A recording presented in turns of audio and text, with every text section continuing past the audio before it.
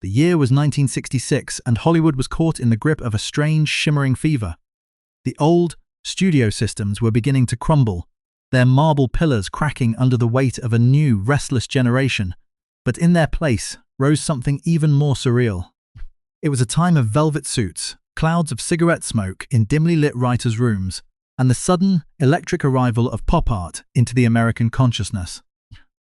This was the era where the silver screen began to bleed into the small screen, and no project captured that collision of glamour and absurdity quite like the arrival of a certain neon-soaked vision of Gotham City.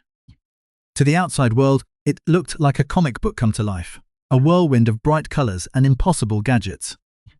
But for those walking the studio lots, it was a high-stakes gamble where careers were forged in the heat of studio lights, and the price of immortality was often the loss of one's own identity. Behind the heavy curtains of Wayne Manor and the polished mahogany of the commissioner's office, a group of seasoned veterans and hungry newcomers were about to step into a myth that would outlive them all. At the center of this swirling storm was a man from the quiet town of Walla Walla, Washington. Born in 1928, he had the jawline of a classic leading man and the steady, resonant voice of an orator, yet he found himself standing at the edge of a precipice. He was 38 years old, an age where Hollywood often decides whether a man is a legend or a footnote. He didn't know it yet, but the moment he pulled a heavy, dark cowl over his face, he would vanish. The man would disappear, and the icon would take his place. He wouldn't win his battles through the grit and shadow of modern cinema. Instead, he brought a startling, almost unnerving sincerity to a world of absolute madness. He played the hero not as a fantasy, but as a civic duty, delivering moral lectures with a straight face while the world around him leaned into the bizarre.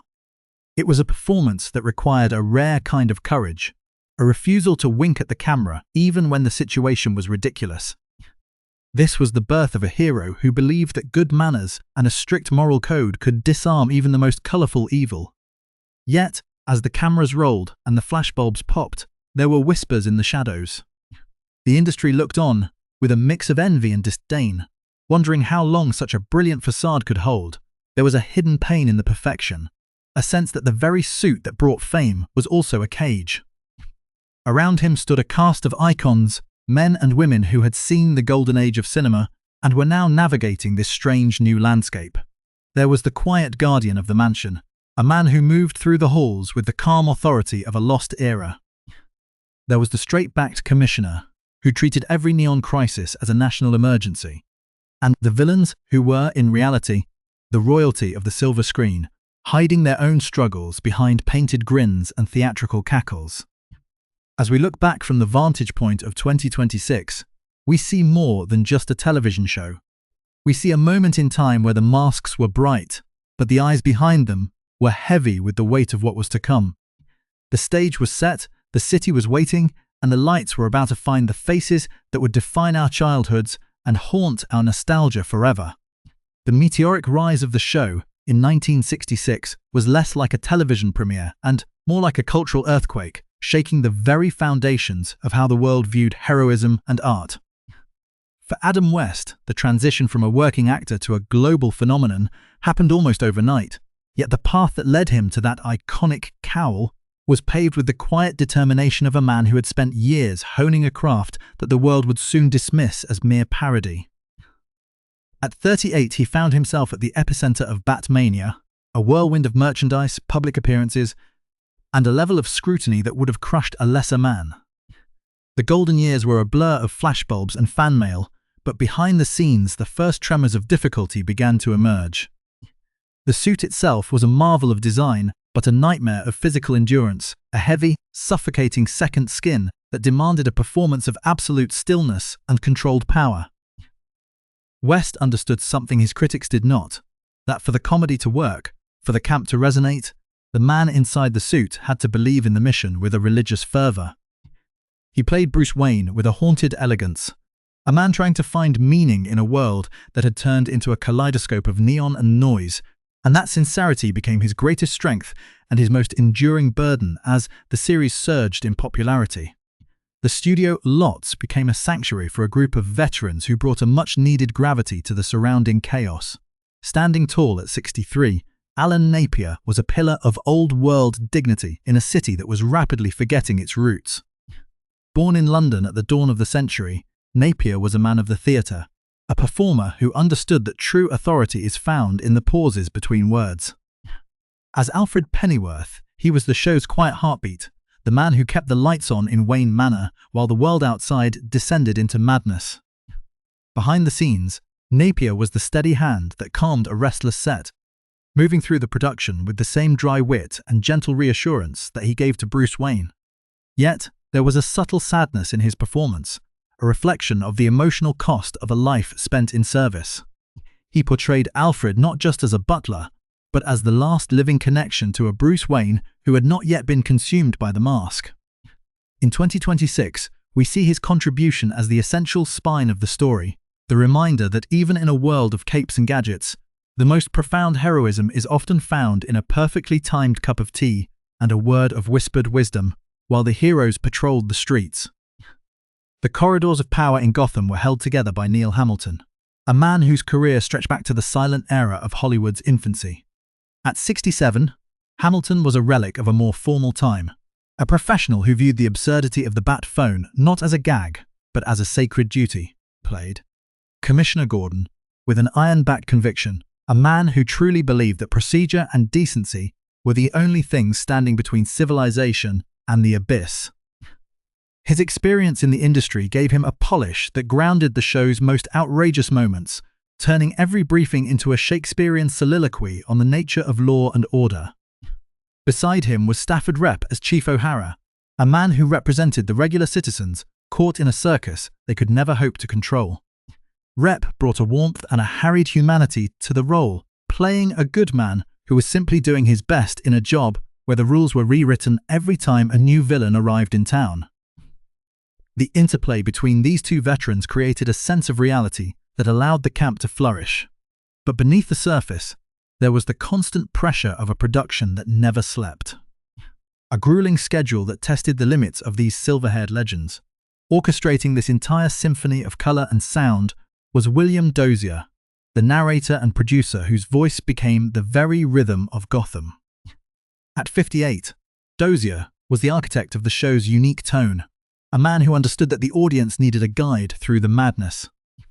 His narration was the glue that held the comic book panels together, a commanding yet playful presence that told the viewer exactly when to hold their breath. He was the ringmaster of this neon circus, ensuring that while the show was absurd, it never lost its sense of purpose. In the quiet moments of the mansion, Madge Blake's Mrs. Cooper provided the domestic anchor, a maternal softness that suggested a life of quiet routines and hidden care. At 67, she was a reminder of the normal world that Bruce Wayne was constantly trying to protect. But as the show entered its peak, the darkness began to sharpen.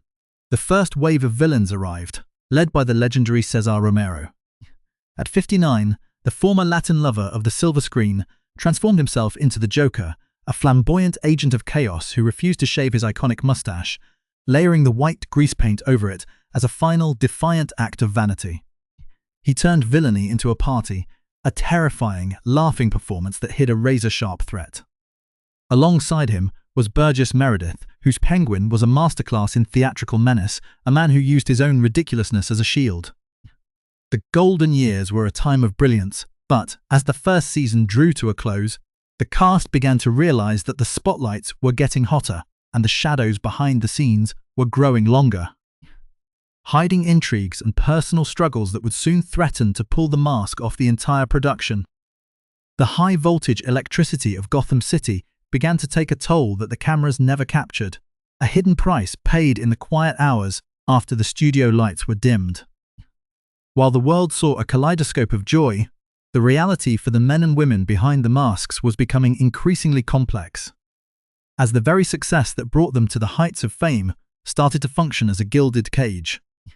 For Adam West, the transition was the most jarring.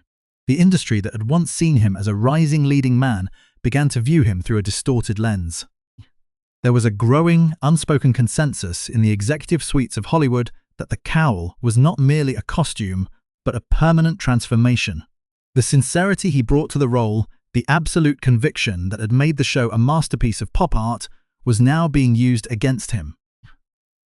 studios fell silent when his name was mentioned for serious dramas, and the phone stopped ringing for the prestige project he had once been destined to lead. It was a professional exile disguised as a celebration, a turning point where the hero realized that by saving Gotham, he might have inadvertently sacrificed the future of his own career. This was the era's most tragic irony. The more perfectly he played the icon, the less the world was willing to see the man. Amidst this rising tension, the screen was set ablaze by Frank Gorshin, whose arrival as the Riddler was less like a performance and more like a detonation. Gorshin didn't just inhabit the character. He unleashed a manic, high-strung energy that felt dangerously real, a psychological warfare cloaked in puzzles and emerald green. Behind the scenes, his commitment was absolute, a feverish intensity that left the crew breathless and his co-stars on edge. He was the first to prove that the camp aesthetic could harbor a genuine, jagged threat, and his performance became a permanent imprint on the show's DNA. Yet, the cost of such an electric presence was a constant state of exhaustion, a refusal to let the pulse of the character slow down even when the director called for a wrap. It was a turning point for the series, a moment where the villains began to steal the soul of the story, making the audience laugh while simultaneously making them nervous for enjoying the chaos so much. Gorshin's Riddler was a reminder that in the 1960s, the line between brilliance and madness was as thin as a television screen. The entrance of Julie Newmar as Catwoman added a layer of strategic, hypnotic sophistication that challenged the show's wholesome facade. She wasn't merely a villain, she was a wild card who weaponized flirtation and transformed crime into a strategic performance art. The chemistry between Newmar and West was a simmering push and pull, a temptation that suggested the hero might one day step off the straight and narrow path for one thrilling second of darkness. Behind the curtain, Newmar navigated the role with an effortless grace, owning the silence and the posture of a feline predator. However, the physical demands were grueling. The iconic costume was a masterpiece of silhouette, but offered no room for error, requiring an athletic confidence that few could maintain under the blistering heat of the set. For Newmar, the role was a double-edged sword of glamour and restriction, a defining moment that made her a living bridge to old Hollywood elegance, while cementing her status as a pop culture legend who understood that true power never asks for permission. As the series matured, the guest list began to read like a roster of cinema royalty, bringing an unexpected weight to the bright madness of Gotham. Victor Buono arrived as King Tut, a character that could have been a mere punchline if not for Buono's theatrical certainty. He played the deluded pharaoh with a mix of grandeur and comedy that made the madness feel strangely authentic. His presence was a testament to the show's magnetic pull, yet his personal story was marked by a bittersweet brevity. Burning bright in a role of pure joy, Buono would eventually pass away at the shockingly young age of 43, leaving behind episodes that now hit with a poignant, lingering sense of loss. Alongside him was the legendary Vincent Price, who transformed Egghead into a high-class love letter to theatricality. Price, a master of horror and menace, flipped his skills into camp without ever losing his authority, proving that a great actor could elevate any material through sheer belief.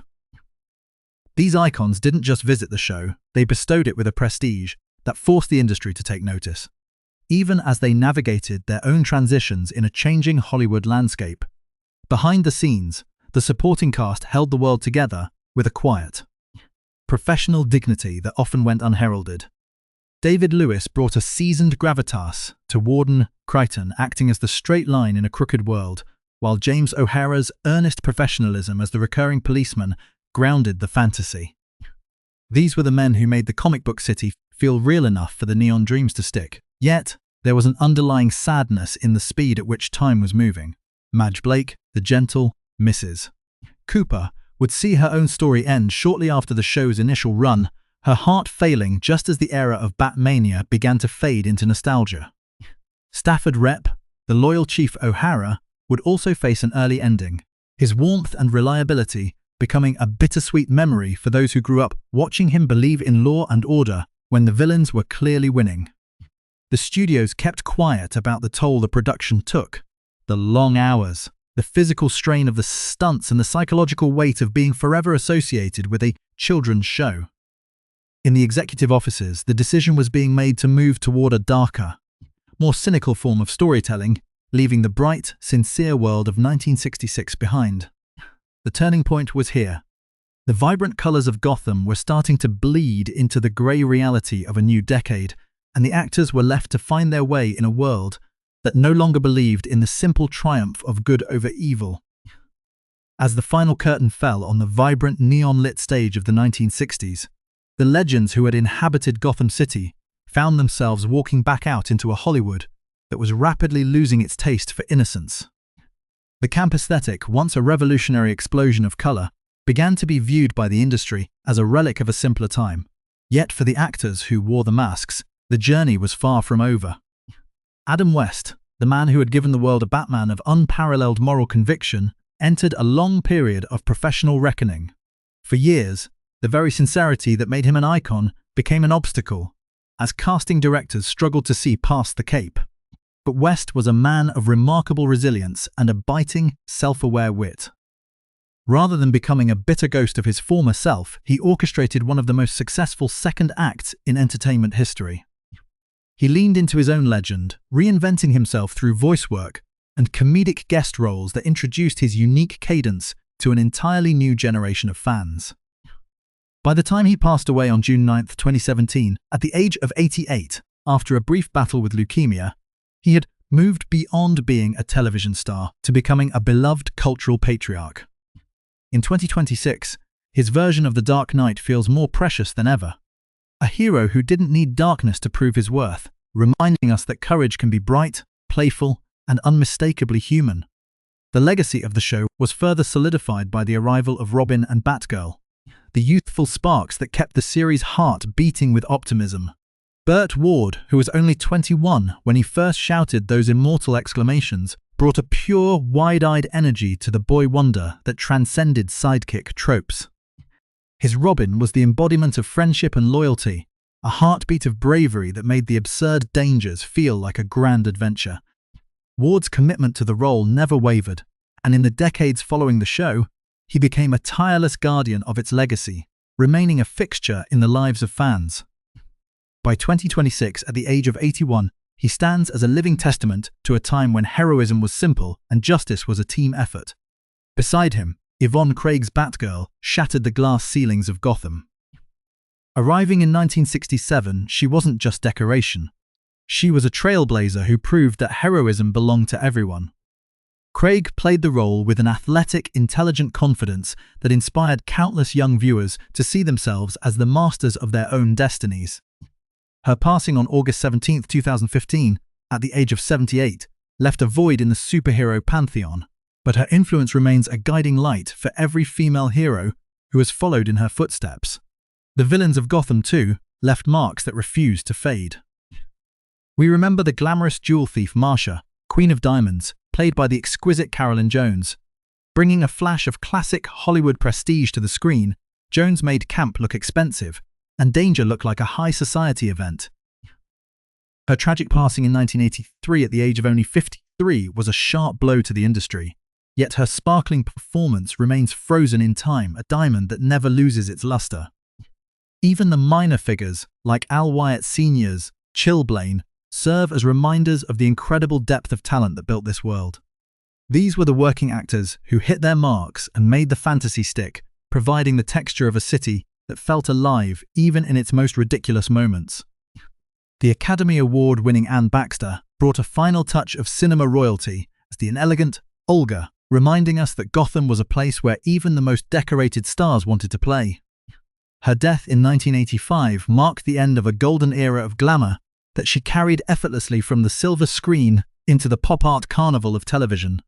As we look back from the vantage point of 2026, the silence of those who have left us, Alan Napier, Neil Hamilton, Stafford Rep, and the titans like Cesar Romero and Burgess Meredith, is filled by the enduring echoes of their performances.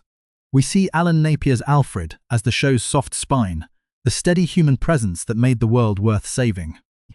We see Neil Hamilton's Commissioner Gordon as the honest public servant who refused to become cynical. We see the colourful chaos of the Joker and the Penguin not as mere comedy, but as masterclasses in theatricality. Most of the faces behind the neon world are now gone, their stories concluded in quiet hospital rooms or private estates, far from the flashbulbs and the fight scenes. But the colors they left behind are still loud, and the comfort they provide remains unshakable. Batman 1966 was a show powered by a rare absolute sincerity, a belief that the good